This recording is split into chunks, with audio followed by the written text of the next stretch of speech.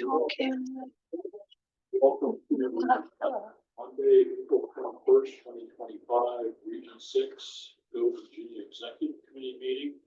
I'm going to call the meeting to order as chairman at about 11:35 a.m. We'll have a roll call vote of those in attendance. Sarah? John Anzavino, Present. Joseph Persky, Jan Urquhart, Jackie Davis. Okay. It's a quorum. We obviously have a quorum. Okay. And I'd like to welcome the public. I do this already. I'd like to welcome the public who's here to visit with us today. But we have no public comment, correct? Correct, yeah. Okay.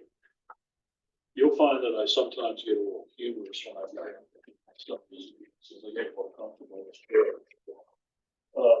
Okay, we'll move on to the consent agenda. You were provided that the executive committee members were provided a copy of the February 18th, 2025 minutes. Hope everybody's had an opportunity to review them.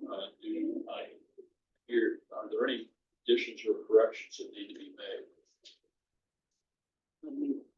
I second. Okay, I have a motion to approve. Second, any discussion on the minutes?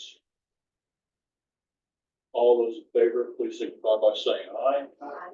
Okay, the minutes are approved for the February 18th executive committee meeting. Next item up is new business. Included in your packet was the background information application for Joe Sislo, who's from down in Matthews County, Kyle Alwine, who is with Rappahannock Electrical over in the northern end, and John Bateman, who's also from the north. We also have Jenny Matter, who's being nominated to the executive. I know Joe. Joe's a big guy. I can check. He's very very energetic and good private sector background. Currently chairman of the EDA down in Matthews County. Kyle works with Rappahannock Electrical Northern. He is involved in development. John Bateman's assistant county administrator, economic development director for Lancaster. And of course, everybody knows Jenny. She's a new doctor, but she really impressed me at the first meeting for that. She met with us over in Warsaw. So we have those folks to add to the council, as well as to add to the executive committee. Sarah, do you want to add anything to that? No, I think when we get down to the old business, I just kind of wanted to talk to you about the makeup of the council right now. And then we also need to, Jeff and Renee have ended their first 4-year terms. So we just need to reappoint them for another 4 years. We need no other additions. Oh, I missed that. Sorry. Yeah, no, you're good. Yep. Jenny seemed really excited about joining the executive committee. She's already been a great help in getting us some private industry attendance to the summit tomorrow, which I think is really needed in our industry clusters. So I think she seemed really excited about joining. I think she'll be a really good addition to the executive committee. We have them as a slate. That's how we've done it in the past. Yeah. Sure. That's a hell of a time to ask you. Yeah. Right. I'll second. Okay. We have a second. Any further discussion? All those in favor, please signify by saying aye. Aye. Any opposed? So Sarah, quick question. Yeah. I know reading through the bylaws, which do not a different rule, writing those out, December 15 to 25. Yeah. Where does this put us? So that's what I wanted to talk to you about. It is currently let me pull it up for you. We're at with that a week 17 or 18 because today Lisa Holt last meeting, Rob Cortell's last meeting, she won't be able to attend, and Kim McCullen won't be here today, but today would have been her last meeting because they have ended their 2 4-year terms. So let me pull up the makeup of council real quick. I have it in the regional council packet because I also wanted the whole full council to see how we're situated right now.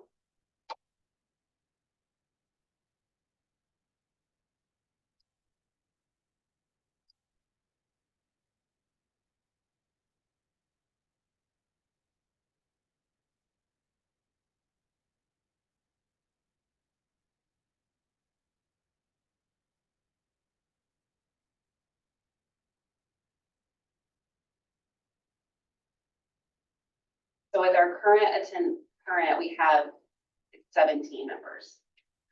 And that councilman's voting off. Yeah. That's net. With the new members today, we're at 17, which is why we had to add 3 or we would have been below. So that's what we were talking about earlier, is trying to get, my preference would be we need more members from our industry clusters. I know we've had some interest from a couple of nonprofits, and I've kind of said to them, because our makeup right now, we have to be 50% private industry, and we are at 11 private industry. So out of 17, so we're good now, but I think we need to build that up more. I think I've mentioned this before, but I've been trying to recruit, I don't know if Sarah had a chance to talk to Bruce Lemaster from, she's, I can't remember the name of this company, but he's the guy who is involved in 3D printing. So he's in the manufacturing segment, which I feel like we're kind of weak on. And he's also in the new technology of manufacturing versus, old manufacturing. And, he's been active in Stafford, I know, on several economic development groups. I can't get him to call me back, so I know that at one point Ian was working with it. I approached him initially, Ian took over, and then when Ian left, I thought, well, maybe I should reach back out, because it's been going on for about a year. So I reached back out, and he hasn't returned my call, so I thought, maybe Sarah, you should try again. I can do that for sure. I know. I may have called on a bad day, but I Yeah. did talk to him, and I know his secretary, been at his office. And, she said he was tied up and he'd call me back, and he didn't, and that could have been from anything. I don't want to give up, but I think he'd be just a great member, because he's also been involved in community groups of ours. And he has his company, he actually sold his company, but he's still working. Yeah, I think so too. And I know I've had at least 3 people say something to me about having Cindy from Uniden, and she's coming to the summit tomorrow. I know we brought up having somebody from Conventions on the council, and then I have a meeting in May. I'm going down with Kelly Evco from King and Queen to tour Fulcrum Concepts as well. Because, okay, and I found that you can see the makeup here. We only have 3 members, even with Joe joining. We'll have 3 from the Middle Peninsula. And so I do think that's something that we really need to add on there. So I agree, and I think that I would be happy to reach out to him. Yeah, and then if it doesn't work, hopefully one of these others will. Maybe he's just tired of volunteering. We need to ask, we have our board meeting beginning of May. Do you want me to ask Melissa Sheffield from West Rock? Yes, Michelle? that was it. Yeah, because we never replaced, we never replaced Steve at all. And she says replacement. Yeah, I saw her on the virtual at the CARES meeting, and I have her on my list. Yeah.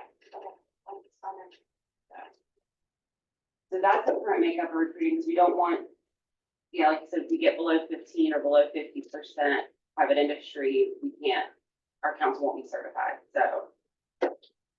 Sarah and I were having a conversation about putting together some type of cheat sheet for us to go out and recruit folks. She said that was discussed at the last regional Support board retreat. support group. Yes. So hopefully the state's gonna put that together so we can have that, because this is kind of an amorphous type of organization. It's hard to explain what we do to recruit grants and stuff. We're a wide range of different things. Terms of 4 years, and it sounds all well, but start really talking to people, ask them about it. They ask you about it, so you have to get down to the weeds. It's a little bit difficult, so hopefully that will help us if they ever get to this. I'm probably getting ahead of us on this, but, we're gonna be going through the process of reanalyzing our target industries and looking to see if we're leaving something out, and maybe we should, give something up.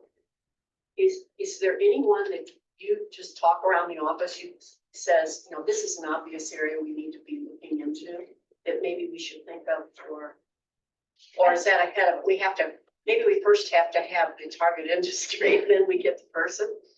Yeah, I think, there's a lot of, I think when we talked to the consultant, which I'll go over with the full council about the growth and diversification plan update, a lot of it's been, should we come in and not be as broad with our industry sectors and be a bit more specific? And I think there's a lot of discussion right now around AI and that becoming, and so I think that's something to consider. But so far, I don't think any other qualified industry sectors that we could, have as a targeted industries trade and sector at the top of my mind now. Okay. Yeah. And, as we get into that with the consultant and they gather information, forestry is one of our areas. Yeah. Forestry folks aren't prone to really get involved in anything unless they have a really big need. And so having them as a cluster, I'm not sure how valuable that is because it looks good on paper. I don't think we're ever going to get them engaged in anything. We've tried at the Economic Development Authority level down in Middlesex. We tried through, for Go Virginia.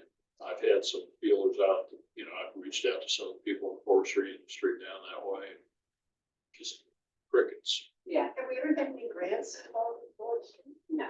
Until it can be gone. And I think one of the things that we need to start doing, so VEDP has their business services rep. Ours for our region is our former Go Virginia admin at DHCD, Annie Conti. So she's coming today, and she has been visiting with those businesses, with the forestry businesses, and she's saying, they're telling me of all these needs. And I'm going, okay, well, why aren't we pairing it with Go Virginia? And so I'm gonna start going with her to some of those business outreach meetings to see what their needs are and how Go Virginia can partner in that, because it's not really been done, and it's not being done in the other regions, to be honest. Has anyone ever contacted John Magruder? And I think he's in Essex, he's on Essex County Board of Supervisors too. I think he has 3 River Forestry. He gave a presentation to the regional council very early on, probably, if you're saying it's been 8 years, probably 6 or 7 years ago. Okay. But that was the last time I think that he was engaged. I know the Essex County EDA is very engaged now. They're coming.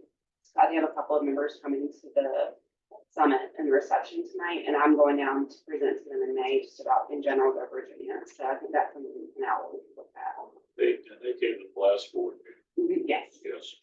And I will tell you, our board has to be 51% business as well. And just because of the makeup in our region, the small and mid-sized businesses, it's hard to get Oh, business yeah. representation because they're running a business. Right. Well, we provided a business appreciation reception. That's part of our Economic Development Authority. We're doing 2, one in the lower end of the county, one in the Urbana end of the county.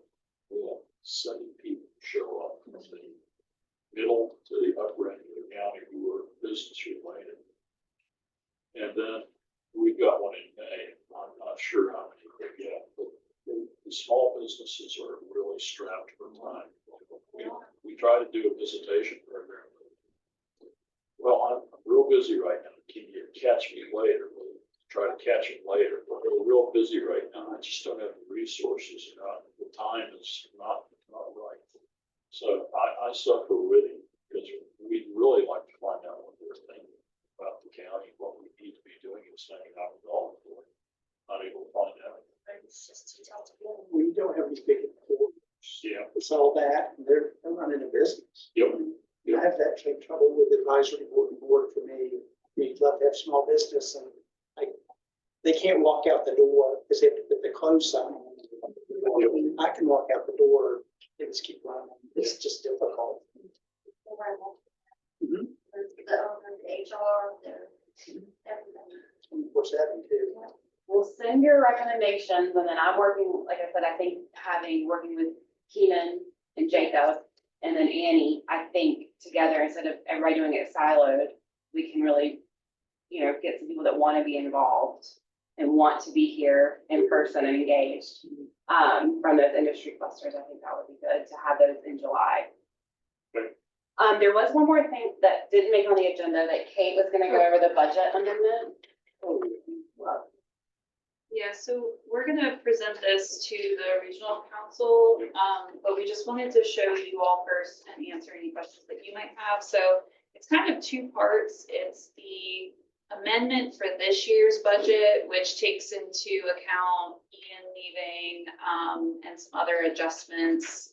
And then based on what we are assuming will be left over from this year's grant, pairing that with next year's grant to really create the budget for next year. So the first piece that Sarah has pulled up is the adjustments to the FY '25 budget. And so you can see, we have a decrease in salaries, fringe and indirect related to that vacancy. And then we also are projecting savings in meetings and workshops, from some membership fees that we're not paying for Ian, some conference registrations, that we're forgoing this year, and then, some savings in meeting expenses as well. Small increases in marketing and equipment, and then we did adjust the budget back down for the actual cost of the contract for the growth and diversification plan, because you all had voted in December to just move all of our contingency towards that. We didn't use the full amount. So if you want to go to page 2, basically you've got what your current budget is as of what you approved in December, and then our proposed revisions and the difference. And then I'm just showing how that breaks down by grant year. Basically, we get the $250,000 every July 1, but we spend the old money first. So that 2024 grant is already gone and spent. And then now we're spending down the 2025 grant. So that's the budget amendments. Do you have any questions about that? We're voting on this at the regional council meeting. It's sort of all you're doing is taking money we know we're not gonna spend on feed, going, filling the contract and throwing the rest of contingency. Yes.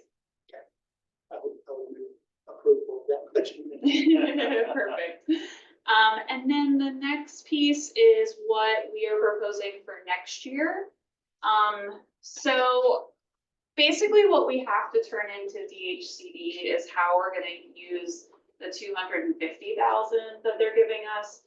But the full picture for you all is how we're gonna spend our carryover funds plus the $250 in the new fiscal year. So, this first sheet shows how much is gonna be of the $250 is gonna go to each line item. But in the narrative, we kind of talk about how we're pairing that with current funding to make the budget whole. If we could go to the spreadsheet, the next page, this is really the full picture. So, based on the contingency from the last piece, plus the part of the consultant contract that we expect to spend next year, plus the $250, we have an overall budget of $336,000. You can see how that breaks down between the 2 grant years. So the majority of it is for GWRC staffing, including salaries, fringe and indirect. And then of course, meetings and workshops, travel. I have a small placeholder in there for marketing. Equipment, that pays for your good grant software primarily, and then other things, Zoom account, things like that.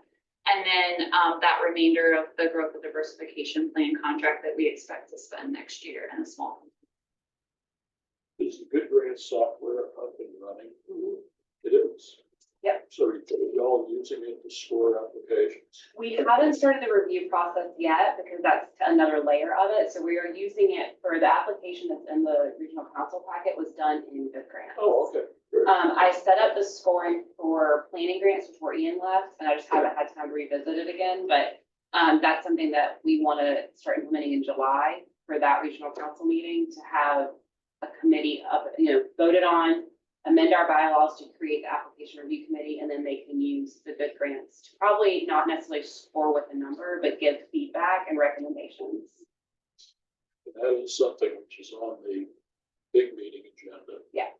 That getting some folks to participate, and we've tried in the past, we've sent out feelers and haven't gotten a response, is that correct? Correct, we had one response from Renee Daniels. I think what we've talked about, what I want to pose to the council today, just as discussion, is allowing council members to appoint a proxy, like from their organization. So if there's, I know Dr. Gullickson had asked if like Dr. Tina Lance could be on there to review it because she does work for us, or, you know, if they could appoint someone outside the council to look over the applications and review them. If that's something the council would be open to. Is that gonna require some training? Yeah. For the folks who are gonna be the proxies, Yeah. because they have to understand the intent of Go Virginia, so Yeah. that's gonna fall on your shoulders Yes, as well. yeah. Yep, that's fine. And I think it's not that dissimilar from those application sessions we're doing. It'll just be a little bit more involved. But some of the people that I think, like Tina Lance has done a grant for Go Virginia. So that actually, I think if that's who would be recommend, you know, that's just an example. But they're gonna be more familiar probably because they've actually gone in and written the grants before and managed them. Okay.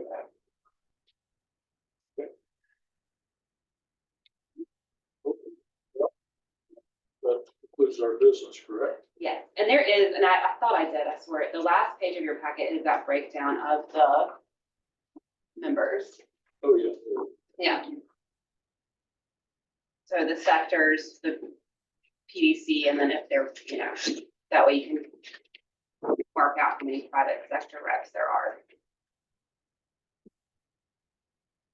So what do we do for, orientation for the board members? Ian was handling that, so I wasn't, but what we would like to do is to do a more official presentation with slide deck to go through. I know he had a slide deck, but I think I would like to get a little bit more involved with applications, what's the requirement? And like I said, I do know that the state, the DHCD staff, that a lot of the support orgs were asking for a standardized training for new Right. council members from them. It's something that like, you know, we're talking about Genesis and Go Virginia, type of grants, and then working our way down to Yeah. our sectors Yeah. and composition or something like that. It doesn't need to be long, but I think that'd be very helpful. Yeah, I agree. I'm not sure I did. If I did, I forgot it all. I remember right here. I drove up to Fredericksburg for training I did not. at the ECO. I think Ian used that same slide deck when we would turn over prospects to him to talk to. Because I know I have it from when he was talking to Bruce Lemaster. But I think that was the orientation slide deck too. Yeah. It's trying to hold too much information for a prospect. Right, yeah, scare them away. Yeah. Chip just mentioned to me, you know, I think Ian is coming on. He's still coming back to visit us, That's though. true. Every chance he gets. But Sarah's doing a really splendid job of filling that post right now, but we do have a competitive selection process underway. And Chip has volunteered to give the executive committee kind of a high level overview of where we're at in the process. And Jeff, I'll just let the rest of the committee members know, that Jeff and I had a conversation with Chip in Cape several weeks ago about how the process is going to unfold. I think that's been laid out to you, but where are we right now? Right now, and this is, you know, really high level, and if you needed more detail, obviously I have time to go into a closed session or something, but, I'm not sure that you need it. We, put out the, solicitation for interest, received, I think, a dozen applications back, which was I mean, this is the requirements for this job is very, very high, very unique. So I think that that's the reasoning, but I was anticipating way more than that, given what's happening in the DC area. But we were really happy, extremely, high quality applicants. And we have now narrowed it down to a shorter list of six that we will be doing telephone interviews with. We'll take the information from those, and we've got a panel within GWRC that'll be doing that, and come back with a short list of 3 or so, to then talk with the chair and vice chair, to have for an in-person interview of those that we feel should move forward. At that point, then, a decision will be made with their input, really major guidance, because it is one of those things, this position is so important that their predominant duties are with Go Virginia, but we still have duties within GWRC. And for me, one of the very, very important things is that we've got a staff of 18 people at GWRC. This person has to, they can't disrupt that staff, Right. no matter how good some of the other qualities may be. So, that's where we are. Telephone interviews are set up for next week. Oh, that's right, Thursday. So it's moving very, very quickly. Would you anticipate hiring someone? Or the start date, more importantly? Get my bearings here. Let me walk it through. So if we do phone interviews this week, we should be able to, get to the chair and vice chair a short list the following week. I like to always give at least a week's notice for somebody because they may have to take off work or something else. It will bring into our office. So that would likely be the week after that. We normally then, within a few days of the interview, an offer being made, and then accordingly, it could be anywhere from 1 day to 30 days before they would start. So we'll be really close to July 1st, unless it was a reason that somebody could start earlier. If y'all close the window on applicants, or is that still open? Not officially. We normally will just have we begin review of applications, but, we haven't had any submitted in the last week, I guess. So I'm thinking they kind of accepted the beginning reviews as the close. Thank you for filling that update. Yeah. Are you gonna report that to the full council? I can. I think we'll fit that in. Okay, and just that same type of, it's just so, because they're probably curious as well. I always try to think if I were sitting at the table as a board member, what would I want to know? That's a big decision. I was gonna ask you offline. Okay. Okay, So speaking of meeting, Chip, will our review, would that be, Zoom or in person? Or have we gotten that far yet? To get to the short list, I think we can do by Zoom easily. Clearly the interviews themselves, I would prefer you all to be there in person. We're certainly going to want the applicants.